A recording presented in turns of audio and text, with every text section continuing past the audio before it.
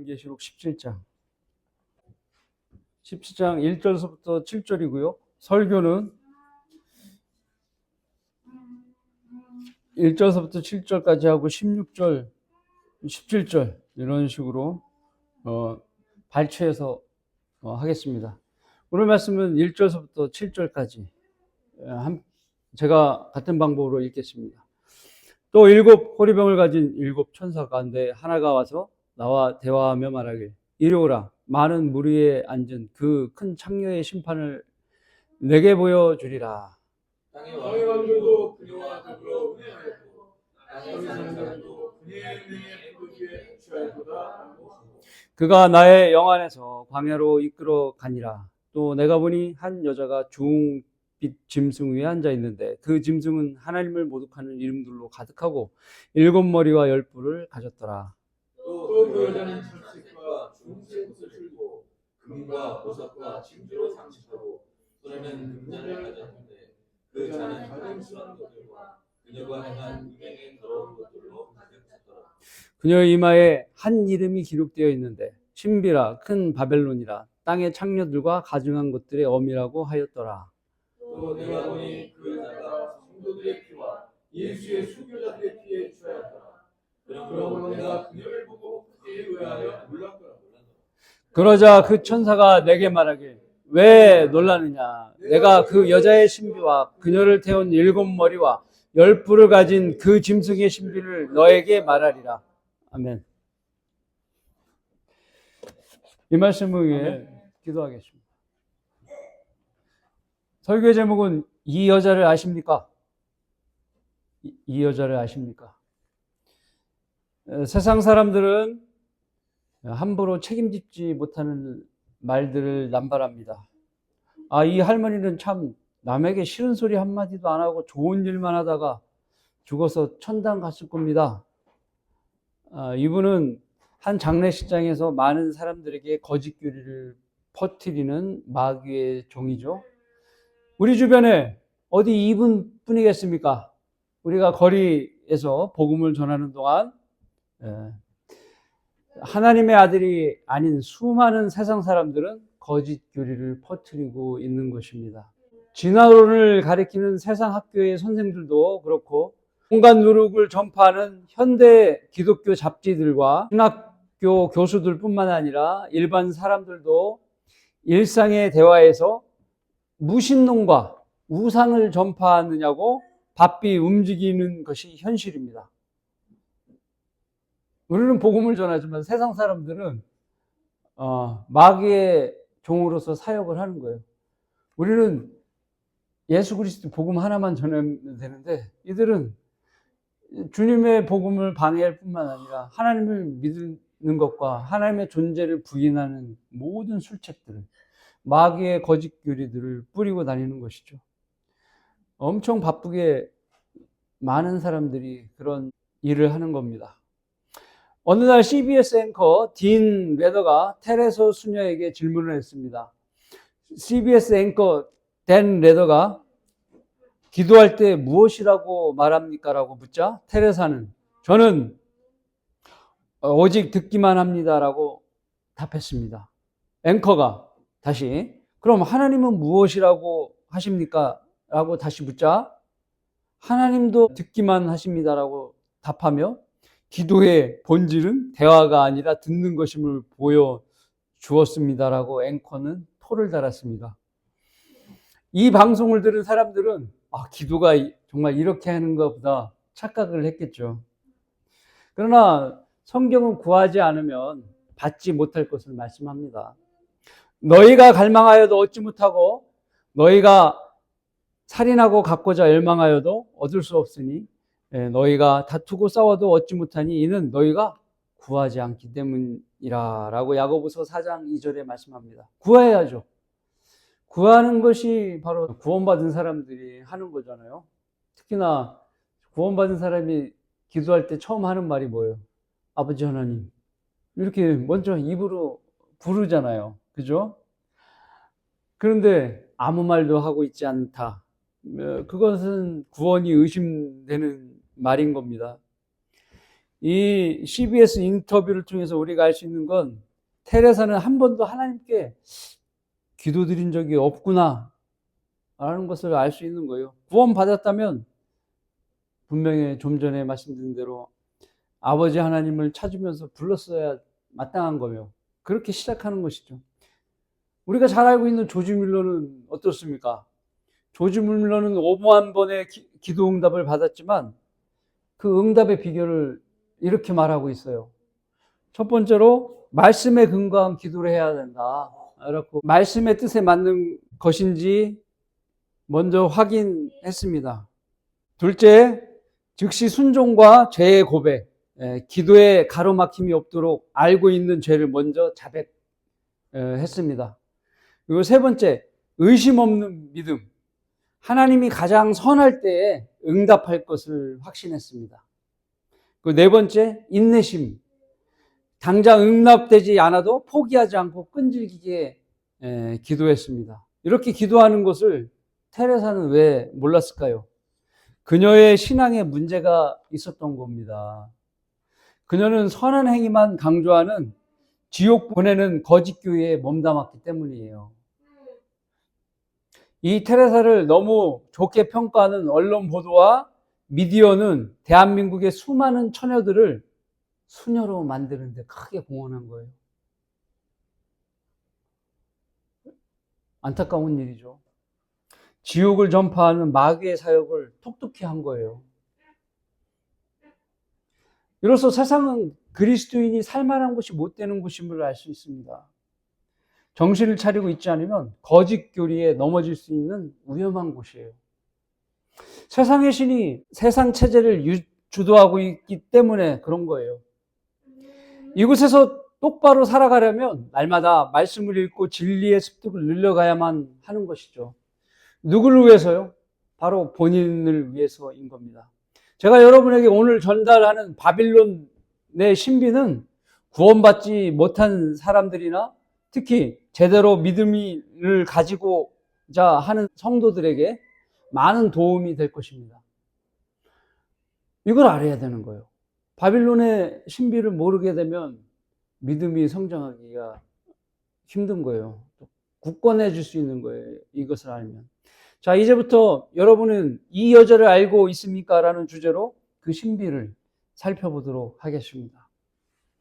여러분은 이 여자를 알고 있습니까?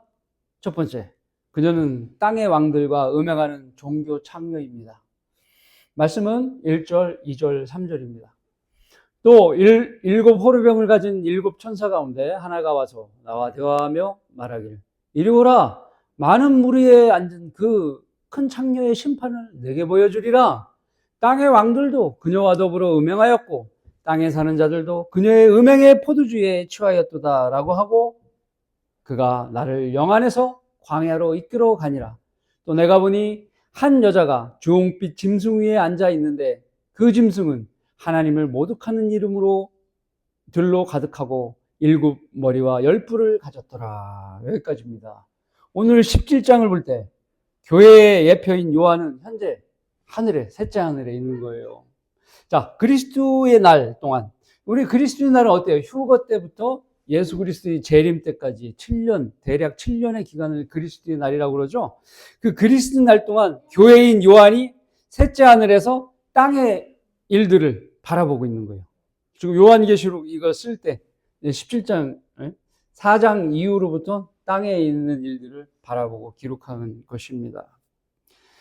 한 천사가 요한에게 그 여자에 대해서 말하고 있습니다. 그런데 그녀가 많은 물 위에 앉아 있는 것을 말하고 있어요. 많은 물. 여기서 많은 물은 무엇일까요? 여러분이 고민할 필요 없어요. 성령께서 말씀으로 주석을 달아놓았어요. 한번 17장 15절 한번 보세요. 15절.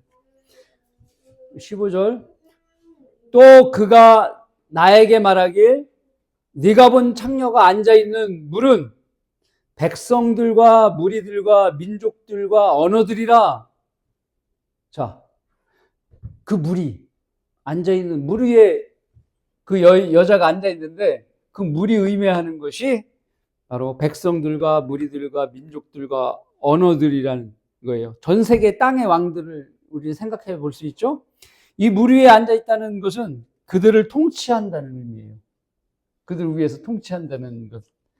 이 물이 우리 지금 현재 우리가 쉽게 알 수 있는 것 뭐냐?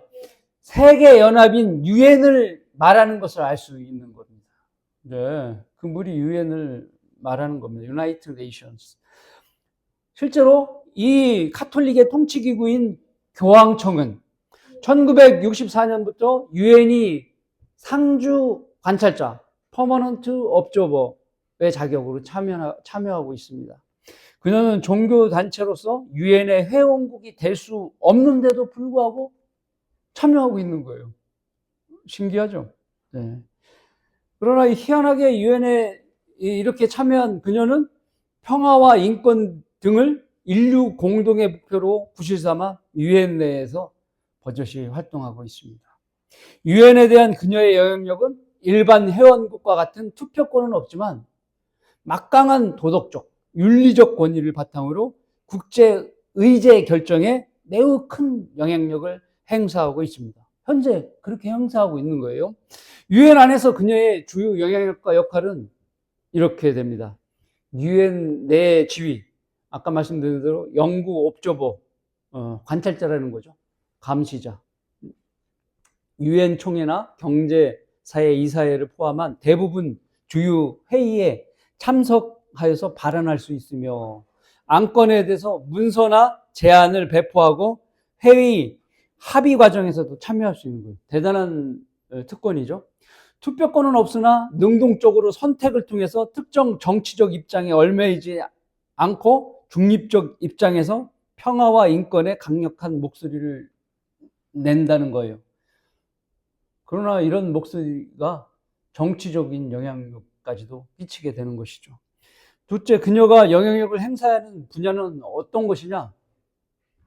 대부분 엄청난 분야예요. 평화 및 갈등 해결, 전쟁 반대, 핵무기 전면 금지, 중동 문제 등 강력한 목소리를 냅니다.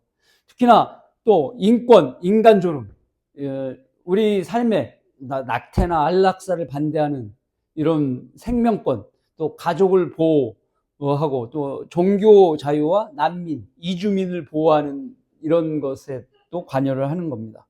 지속 가능한 개발 및 기후 변화, 환경 보호, 가난한 이들을 위한 경제적 정의, 기후 위기 대응을 위한 구속력 있는 정책을 촉구하는 것. 그래서 탄소 규제 이런 것 있지 않습니까? 그죠? 탄소세 이런 것을 만들 수 있도록 입김을 넣는 겁니다. 그리고 사회 약자를 보호하는 것. 우리나라도 경험했지만 팬데믹, 유엔의 수많은 기구들이 바로 이런 역할을 하는데 팬데믹은 WHO라는 기구에서 관여를 하죠.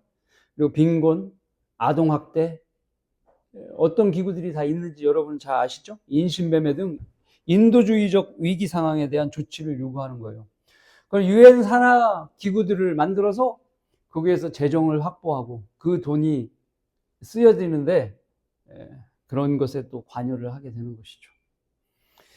셋째, 막강한 외교 네트워크가 있어요.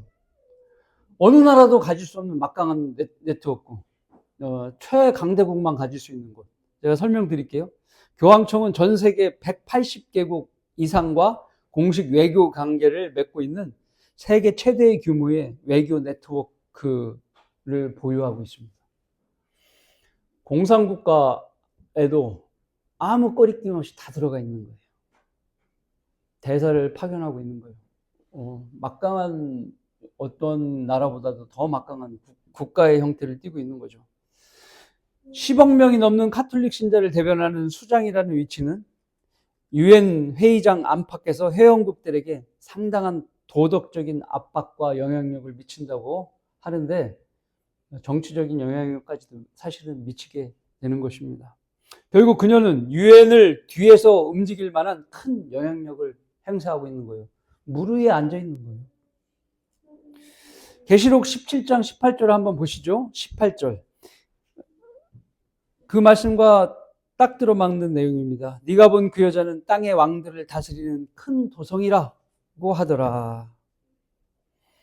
여러분은 그 도성을 알게 된 것입니다. 그러면 그 도성의 위치는 어디인가?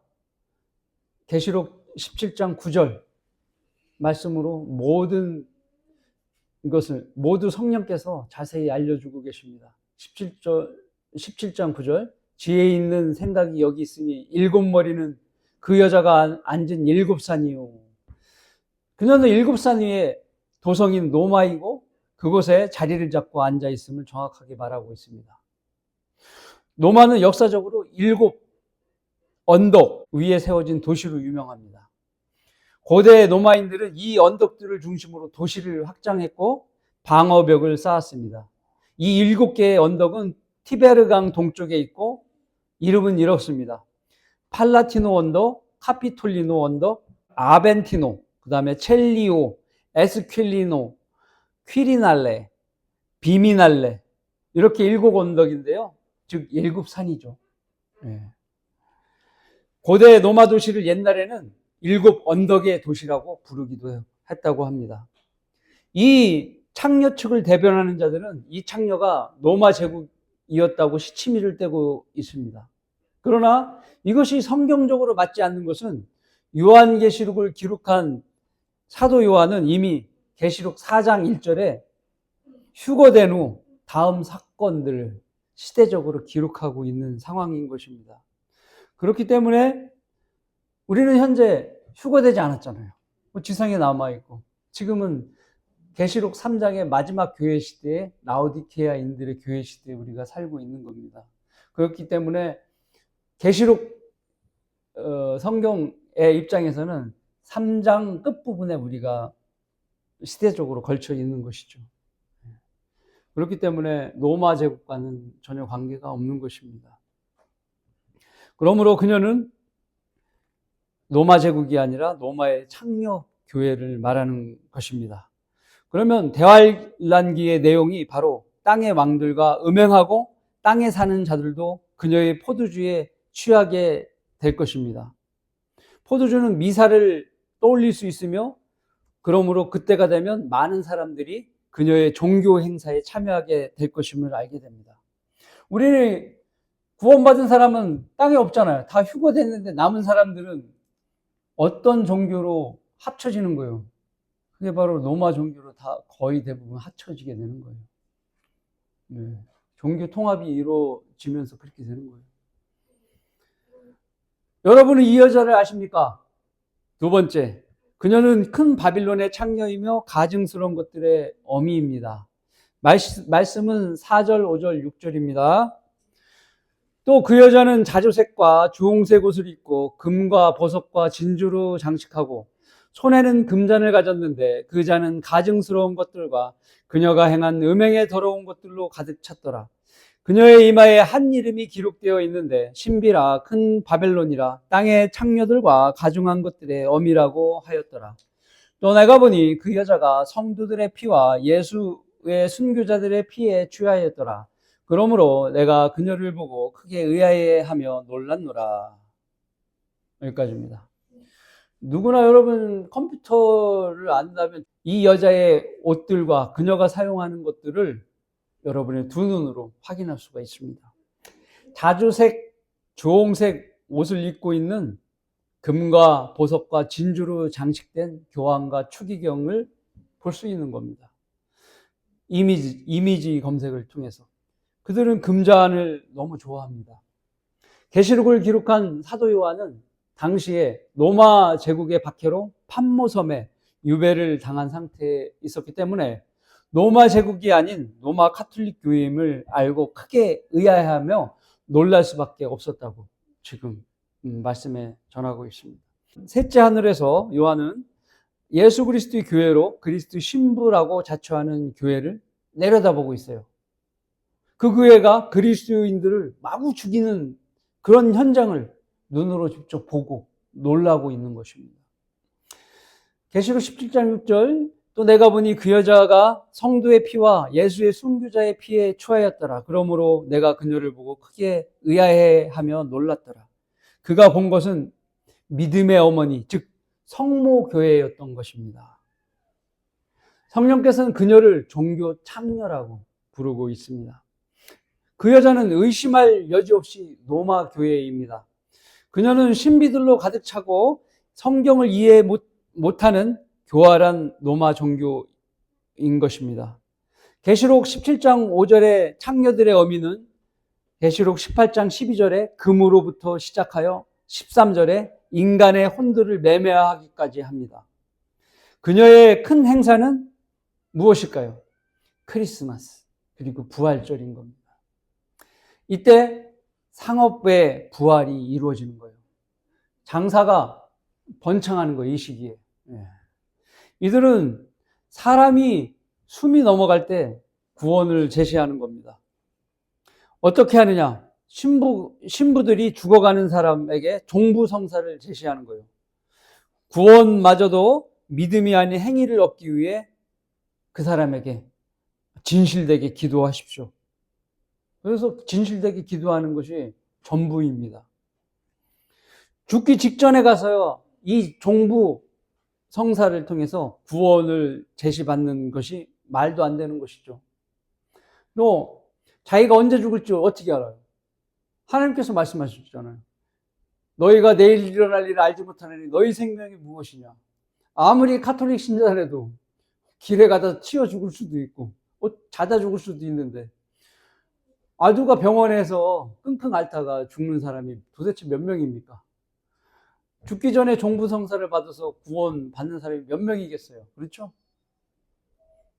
그때 이전에는 구원을 어떻게 받겠습니까? 그렇죠? 그렇기 때문에 죽음을 끝까지 견디고 버티다가 종부성사를 받고 나서 이제 나는 구원 받았나 보다 하고 마음 편히 먹는 거예요. 그러나 가보면 어디예요? 이천도가 넘는 불이 타고 있는 지옥 불 속으로 들어가는 것이죠. 중세시대 이들의 거짓교리로부터 분리되어 성경대로 믿었던 사람들은 이들에게 무참히 순교를 당했던 것입니다.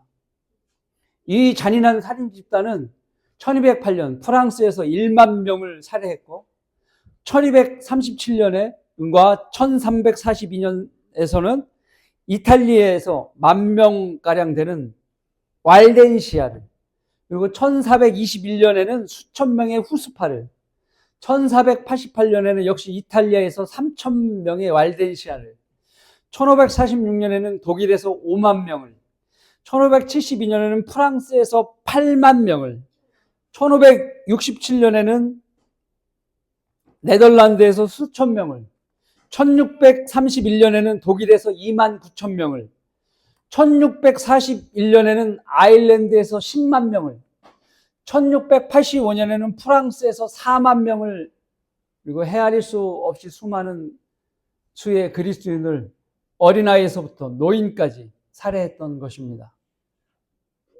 요한이 보고 놀란 거예요. 셋째 하늘에서. 어이구, 예수 그리스도를 믿는 사람들이 정말 예수 그리스도 믿는 사람을 죽이고 있으니까 의아해고 이상하다. 깜짝 놀란 거예요. 이들 중 위그노 대학세를 말씀드린다면 1572년 8월 22일 카톨릭은 프랑스의 프로테스탄트인 위그노를 말살시키기 위해 계획적인 학살을 감행했습니다.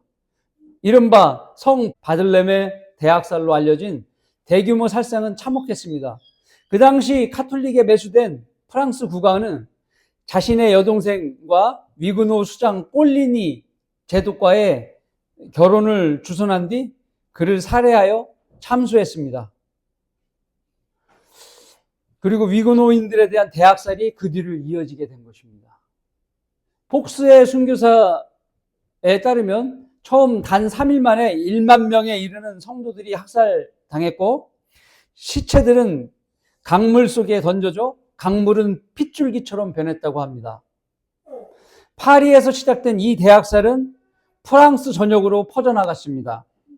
당시 처참하게 난도질당한 프로테스탄트들의 수는 약 10만 명에 이르렀고, 그 피해 향연에 취한 카톨릭은 이날을 대대적인 축제일로 지정하여서 기념했습니다. 이들의 만행은 사지를 절단하고 시체를 농락했다든가, 어린 아이 할 것 없이 배를 갈라 창자를 끄집어냈다든지, 그들의 살인 수법은 너무도 잔혹하고 충격적이었습니다. 요한계시록 2장 13절의 말씀에 따르면 그들은 사탄이 거하는 곳에 죽임을 당했다고 말씀하고 있습니다. 내가 너의 행위와 네가 거하는 곳을 아노니 곧 그곳은 사탄의 자리가 있는 곳이라. 네가 나의 이름을 굳게 붙들어서 심지어는 나의 신실한 순교자 안티파가 너희 가운데 곧 사탄이 거하는 곳에서 죽임을 당하던 그날에도 나의 믿음을 부인하지 아니었도다 라고 말씀합니다. 본문 말씀으로 돌아와서 신비라 큰 바벨론이라 땅의 창녀들과 가증한 것들의 어미라, 이 말씀의 의미는 이 창녀 종교는 고대 바빌론 종교로부터 시작됨을 말씀합니다. 고대 바빌론 때 탐무스를 안고 있는 그 여자 주인공입니다. 그의 어머니 이슈타롯. 이슈타롯은 바빌론의 이름이 이슈타롯이에요. 근데 이게 페니키아 지방, 특히 페니키아의 시돈 지방이라는 곳이 있는데요. 이곳에서는 아스타르테로 불립니다. 아스타르테. 그리고 아시리아에서는 세므라미스, 그리고 그리스에는 아프로디테, 로마에서는 비너스. 같은 존재를 이렇게 이름을 틀리게 부르는 거예요. 이집트에는 이시스, 카톨릭에서는 마리아로 불리는데 그 여자는 바로 아들 탐무스의 아내가 되어버렸다고 합니다. 이 종교 창녀를 그래서 가증스러운 어미로 부르고 있는 것입니다. 성령 하나님께서. 많은 나라들은 어머니가 아기를 안고 있는 조각상을 많은 나라들에서 어떤 어머니가 아기를 안고 있는 걸, 그런 조각상들을 볼 수 있는데요. 다 똑같아요. 동일하게. 이들 나라들에서 어머니가 아기를 안고 있는 것. 여러분이 어느 종교에서도 안고 있는 걸 확인할 수 있죠? 네. 그게 바로 바빌론 종교예요. 이것을 바빌론에서 나온 모자상이라고 얘기하죠. 즉, 창녀는 고대 바빌론에서 온 하늘의 여왕이라는 여신을 말하는 것입니다. 자, 그 뿌리가 모든 종교에서 동일한 것이죠. 요즘 한국에도 어머니 하나님을 주장하는 사이비 집단들이 버젓이 활동하는데 모두가 마귀들을 섬기는 종교입니다. 예를 들어서 통일교 문선명이 죽으니까 그의 부인이 또 어머니 하나님을 자처하죠. 또 안상옥이 죽으니까 장길자가 어머니 하나님을 자처하죠. 하나님의 교회. 이만희가 죽으면 또 누가 어머니 하나님이 될지 무척 궁금합니다. 예수님께서는 주님을 따르는 무리에게 이렇게 말씀하셨습니다. 마태복음 13장 33절입니다. 주께서 그들에게 또 다른 비유를 말씀하시기를 천국은 어떤 여인이 가져다가 가로 섬 아래 숨겨넣어 전체를 부풀게 한 누룩 같으니라고 하시더라. 이 천국은 천국이 변질된 형태로 나타난 기독교계를 말합니다. 이 말씀에서 어떤 여인은 교회가 아닙니다. 바로 가증스러운 어미인 창녀교회를 말하는 것입니다. 가로 섬 아래인 카톨릭, 그리고 개신교, 그리스도 정교회를 말하는 것입니다. 이 여인이 마치 기독교인 양 전체를 부풀어 보이도록 누룩인 거죽 교리를 그 반죽 안에 숨겨 넣었다는 것을 말하는 것입니다. 이 바빌론 신비를 이해하지 못하면 예수 그리스도를 섬긴다고 하면서 사탄을 섬기는 일을 하게 되는 겁니다. 잘 아시겠죠? 여러분은 이 여자를 알고 계십니까? 세 번째, 결국 창녀는 짐승에게 멸망당하는 운명을 맞이합니다.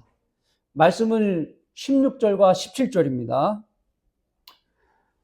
네가 그 짐승에게 본 열불은 그 창녀를 증오하며 그녀를 패망시키고 벌거벗기고 그녀의 살을 먹고 그녀를 불로 태우리라. 이는 하나님께서 자신의 뜻을 이루시려고 그들의 마음을 일치시켜 그들의 왕국을 그 짐승에게 주도록 하셨음이니 하나님의 말씀이 이루어질 때까지니라. 모든 것이 하나님의 뜻을 이루시기 위한 일인 것이죠. 자, 이 말씀에서 열불은 왕국의 왕을 뜻합니다. 열 왕국이란 세계를 열 카테고리로 묶는 거예요. 10개의 묶음으로 묶어서 10개의 국가 체제로 만드는 거예요. 지금 197개를 10개로 묶는 거예요. 한 지역별로. 그것이 노마클럽이라는 곳에서 계획하고 있는데, 노마클럽이라는 곳에서 이 열 왕국의 지도를 이미 오래전부터 그렸고 최근에 일부 국가를 수정하여 발표하기도 했습니다. 우리나라가 예전에는 우리나라가 중국에 속했었는데 요즘 노마클럽의 열 왕국은 우리나라가 일본에 속하게 그림을 그려놨더라고요. 조금 변경되어 있습니다. 이런 일들이 실제 현재 진행되고 있습니다. 세상이 성경의 말씀을 이루어가고 있는 거예요. 이 10개의 연합왕국들은 악마 같은 왕들이 통치합니다. 결국 이들 중에 짐승인 적그리스도가 나타나서 그 창녀를 버리고 멸망시키게 되는데, 이 멸망은 완전한 멸망을 의미하는 게 아니에요. 처음 멸망은 완전한 멸망이 아닌 거예요. 왜 그러냐? 어떤 멸망이길래? 그것은 카톨릭 교회 체제만을 멸망시키는 거예요. 체제만을. 이는 적그리스도가 카톨릭이 가지고 있는 세계적인 영향을 미치는 정치적 체제와 마찰을 일으키게 될 거예요, 앞으로. 자기의 권력과 카톨릭 체제의 그 정치적인 입김이 서로 권력이 마찰을 일으키게 될 것이고, 그러면 적그리스도가 교황의 영향력과 어떤 체제를 파괴시키는 거예요. 힘을 못 쓰게. 즉 재구시를 못하게 만든다는 거예요. 이것은 환란 중간에 일어날 것이고 그것이 예상이 되는 겁니다. 그러면 완전한 멸망은 언제냐? 진짜 큰 바벨론의 마지막 멸망은 대환란 끝에 있는 것입니다. 요한계시록 16장 19절에 말씀하고 있습니다. 여러분은 요한계시록 16장 17절부터 19절 같이 보시겠습니다. 16장 17절부터 19절. 일곱째 천사가, 여기 천사는 심판할 때 일곱이 나와요. 일곱. 그런데 일곱이면 마지막 심판을 하는 천사죠. 일곱 천사가 자기 호르병을 공중에 쏟으니 하늘의 성전에서 큰 음성이 보좌로부터 나와 말하길 다 이루었다고 하니, 일곱째 천사는 아까 말씀드린 대로 마지막 이걸 다 이뤘다는 얘기예요. 음성들과 천둥들과 번개들이 있었고 또 큰 지진이 일어났는데, 대환란 때는 이런 천둥 번개가 있고 큰 지진이 일어납니다. 그 지진이 너무도 엄청나서 어떻게 해요? 사람이 땅에 거주한 이래로 그처럼 강력하고 큰 지진은 일찍이 없었더라. 강도 7도, 8도 이거 아닙니다. 체크가 안 될 정도의 큰 지진인 거예요. 이렇게 큰 지진이 일어나서 또 그 도성이 세 부분으로 갈라지고 민족들의 성읍들도 붕괴되며 큰 바벨론이 하나님 앞에 기억되었으니 이는 그녀에게 그 분노의 맹렬한 진노의 포도주 잔을 주기 위함이니라. 그래서 큰 도성이 세 부분으로 지진이 돼서 쪼개지는 거예요. 이렇게 환란 마지막에 영적인 마귀의 도성 큰 바벨론은 파괴되는 것입니다. 그리고 오늘 말씀 16절 그녀의 살을 먹고라는 말씀에 우리는 주목해야 됩니다. 대환란에 이들이 어떤 일을 하게 되냐면, 이 악마 같은 왕들은 사람의 살을 먹는 일을 자행합니다. 식인. 사람의 살을 먹어요. 카톨릭 신자들의 살을 먹을 것이기 때문이에요. 미사를 드리면서 현재 그들의 식인 행위인 미사가 미래에 그대로 활용이 될 것을 하나님 말씀에서 보여주고 있는 것입니다. 또 결과적으로 17절이 마무리인데요. 이는 하나님께서 자신의 뜻을 이루시려고 열왕의 마음을 일치시켜서 그 열왕국의 왕들을 마음을 하나로 모아서 그들이 연합한 나라를 적그리스도 한 명에게 몰아주는 거예요. 이것이 하나님의 말씀이 이루어질 때까지 이것을 하는 겁니다. 그래서 적그리스도 왕국이 주도하게 되는 거예요. 자, 그러므로 큰 바벨론은 주님의 재림 바로 직전에 멸망하게 되는 것입니다. 잘 아셨죠? 결론을 맺습니다. 요한계시록 18장 4절에 또 내가 들으니 하늘에서 다른 음성이 나서 말하길 나의 백성들아 그녀에게서 나오라. 그리하여 그녀의 죄들의 동참자가 되지 말고 그녀의 재앙들도 받지 말라. 이 말씀은 모든 사람들이 귀를 기울여 들어야 할 하나님의 말씀인 겁니다. 사람들은 하나님의 말씀보다 자기들의 생각들을 앞세웁니다. 이 사탄의 회당을 거룩하고 경건한 교회로 여기기 때문에 그렇습니다. 많은 사람들은 다른 개신교회들의 목사들이 자기들의 배를 채우고 엉뚱한 짓만 하는 것을 뉴스 보도를 통해서 보고 혀를 차면서 뭐 저런 교회가 다 있어. 나는 저래서 예수님을 안 믿어 라고 하는 사람들이 많은 거예요. 그 도매금으로 넘어가는 거예요. 그걸 보고 대부분 사람들이 그렇게 해서 카톨릭은 이들과 달라. 거기는 거룩하잖아. 거기는 엄숙해. 이렇게 여기고 착각을 일으키는 겁니다. 좋은 점수를 주는 거예요. 그래서 전향을 하는 거예요. 어느 누구도 9억 명이 넘는 신자를 가진 카톨릭을 세상은 함부로 창녀라고 말하지 못하고 있는 겁니다. 아무도 얘기 안 해요. 장로교도 감리교도 입을 꾹 다물고 있습니다. 오히려 모두가 그들과 연합하려고 손을 잡을 뿐인 것입니다. 하나님의 말씀대로 그녀에게서 나오라 라고 말하지 않는 것입니다. 모두가 꿀먹은 벙어리인 것이죠. 그들은 그녀의 죄들에 동참하지 말고 그녀의 재앙들도 받지 말라는 하나님의 말씀을 무시해버리는 것입니다. 이게 한국 교단교회의 현실입니다. 아시겠어요? 교단교회의 현실이에요. 만일 구원받은 성도라면 자신을 피로써 사신 주 예수 그리스도를 영원히 섬기는 자로서 말씀을 높이고 늘 두려워해야 하는 것이죠. 참으로 안타까운 일인 겁니다. 그러나 우리는 하나님의 7가지 신비를 맡은 주님의 신실한 청직으로서 주님이 오시는 그날까지 온 마음을 다해 주님의 복음을 전하고 사람들을 지옥에 보내는 각종 이단들을 책망해야 하는 것입니다. 구주의 은혜를 주시는 대로 영원히 받들어 섬기며 생명을 주시는 구주를 찬송하여 주님께 기쁨을 드리는 여러분 모두가 되시길 바라겠습니다.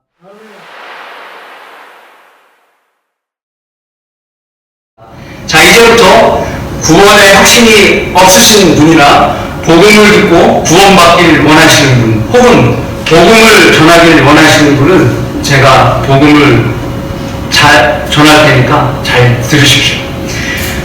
하나님께서 모든 사람이 죄인이라고 하셨습니다. 죄인은 반드시 지옥에 가는 거예요. 누구 한 사람도 죄인이 아닌 사람이 없어요. 여태까지 살아오면서 지은 모든 죄는 하나님의 피를 거치지 않기 때문에 계속 쌓여있던 거예요. 죽으면 그것을 지옥에서 다 받는 거예요. 영원토록 2000도가 넘는 뜨거운 불 속에서. 그러나 복음을 통해서 믿으면 하나님의 피로 구원을 받게 되는 거예요. 이런 당신의 죄를 제거하시기 위해서 예수 그리스도께서 성경대로 십자가에서 피 흘려 죽으시고 장사된 지 셋째 날에 성경대로 부활하셨습니다. 이 사실을 진심으로 믿겠습니까? 내 안에 들어오셔서 내 죄를 제거해달라고 지금 영접 기도를 할 텐데, 당신 안에 하나님이 들어오시는 것을 당신은 원하십니까? 원하신다면 진심으로 소리내어 기도하십시오. 자, 소리 내어서 따라서 기도하는 겁니다. 그러면 오늘 구원받는 겁니다. 제가 기도할 때 진심으로 하십시오. 하나님, 저는 죄인입니다. 내 죄 때문에 예수님께서 제 대신 피 흘려 죽으시고 장사됐다 3일 만에 부활하신 것을 제가 진심으로 믿습니다. 제 마음을 보시고 제 안에 들어오셔서 저를 구원해 주십시오. 구원해 주셔서 감사합니다. 주 예수 그리스도의 이름으로 기도했습니다. 아멘. 이렇게 가면 여러분은 구원받으신 것입니다. 네가 네 입으로 주 예수를 시인하고 하나님께서 그를 죽은 자들로부터 살리신 걸 네 마음에 믿으면 구원을 받으리라. 이는 사람이 마음으로 믿어 의에 이르고 입으로 고백하여 구원에 이르기 때문이라. 여러분은 하나님의 다른 말씀대로 이제 구원받았으니까 경배를 드려야 됩니다. 경배는 구원받은 사람들이 바른 말씀, 바른 성경을 가지고 하나님께 경배를 드리는 거예요. 그래야 하나님께서 경배를 받으시는 것입니다.